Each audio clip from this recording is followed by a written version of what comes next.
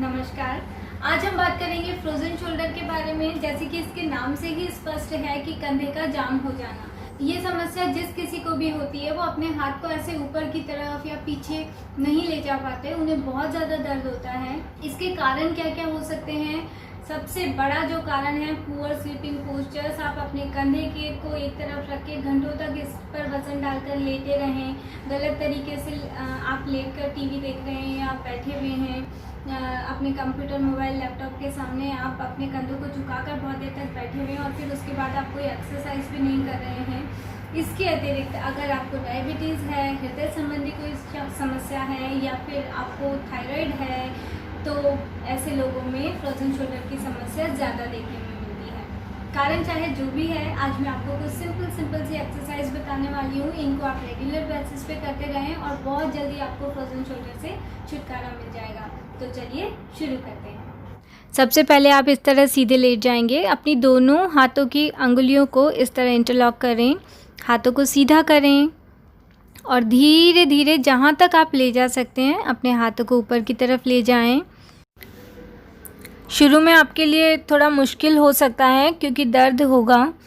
धीरे धीरे जब आप प्रैक्टिस करेंगे तो हाथ ऊपर की तरफ उठने लगेंगे। अगर आप पूरी तरह से ऊपर नहीं उठा पा रहे हैं, बहुत ज़्यादा मुश्किल हो रही है, तो जहाँ तक भी आपका हाथ आसानी से जा रहा है वहाँ जाने के बाद थोड़ा थोड़ा अपने हाथ को आगे ले जाइए और इस तरह से स्विंग करवाएंगे। तो आपकी फ्लेक्सिबिलिटी बढ़ती जाएगी और आप अपने हाथों को आसानी से ऊपर की तरफ ले जाएंगे।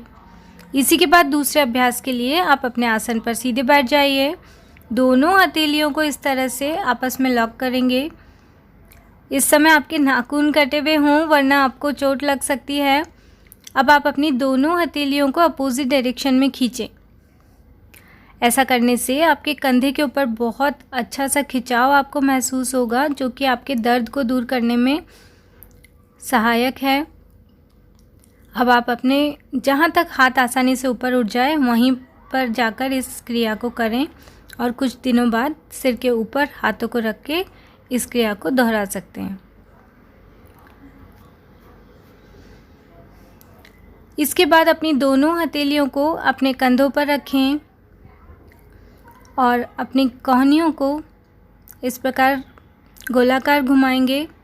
8 से 10 बार क्लॉकवाइज, 8 से 10 बार एंटी क्लॉकवाइज आप अपनी कोहनियों को घुमा सकते हैं।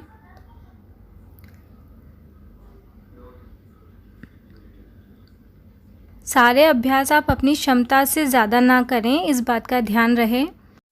अगले अभ्यास के लिए आप अपनी दोनों हाथों की उंगलियों को इंटरलॉक करें और अपने सिर के पीछे रख दें। अब आप अपनी कोहनियों को इस तरह आगे की तरफ लाने की कोशिश करें और पीछे की तरफ जितना पीछे खींच सकते हैं उतना खींचेंगे। इसके बाद आप अपने दोनों हाथों को इस तरह से कोहनी तक शोल्डर लेवल में उठाएं और पीछे की तरफ पुश करें। ढीला छोड़ देंगे और 8 से 10 बार इस क्रिया को दोहराएंगे।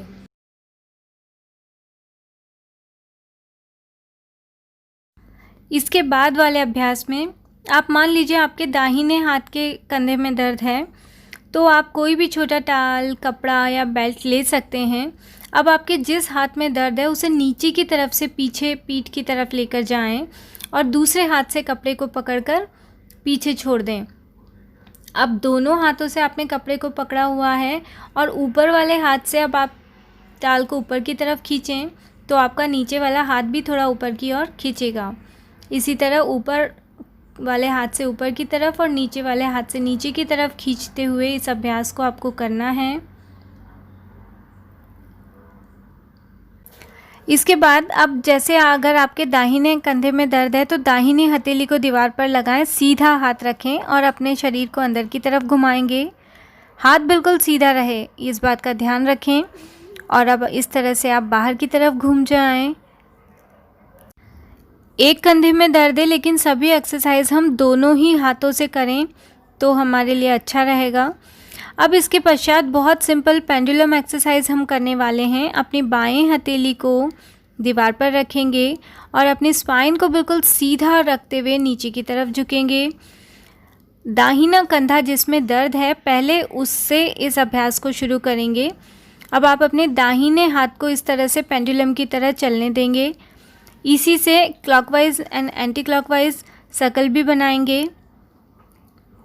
इस अभ्यास को करते समय ज़्यादातर लोग अपनी कमर को झुकाकर कर्व बनाते हुए नीचे झुकते हैं, जो कि हमारी स्पाइन के लिए बिल्कुल भी सही पोस्चर नहीं है। हमें जब भी नीचे झुकना है हमेशा अपनी स्पाइन को सीधे रखते हुए ही झुकना चाहिए। तो ये कुछ एक्सरसाइज हैं, इन्हें आप रेगुलर करते रहें और अपने फ्रोजन शोल्डर से बहुत जल्दी राहत पाएंगे। इनको करने से पहले अगर आप गर्म पानी से सिकाई कर लेंगे तो आपको और जल्दी आराम आएगा। देखिए उससे क्या होगा, जब आप गर्म पानी से सिकाई करेंगे तो आपके जो भी टिश्यूज़ हैं वो सॉफ्ट हो जाएंगे और उसके बाद आपको किसी भी मूवमेंट को करने में बहुत ज़्यादा दर्द नहीं होगा और आप अपने रेंज ऑफ मोशन को बढ़ा सकते हैं। इसके अतिरिक्त अगर आपको एक्यूट इंजरी हुई है, अभी दर्द शुरू ही हुआ है या यहाँ पर स्वेलिंग आ रही है, तब आप बर्फ़ की सिकाई करें और तब आप बहुत ज़्यादा मूवमेंट ना कराएं अपने शोल्डर को। उस दौरान आपको थोड़ा रेस्ट करना चाहिए। जब स्वेलिंग कम हो जाए उसके बाद आप धीरे धीरे इन सारी एक्सरसाइज को शुरू करें। तो आप डॉक्टर प्रीति जोशी चैनल को लाइक करें, सब्सक्राइब करें, शेयर करें और हाँ, बेल आइकन को दबाना ना भूलें। नमस्कार।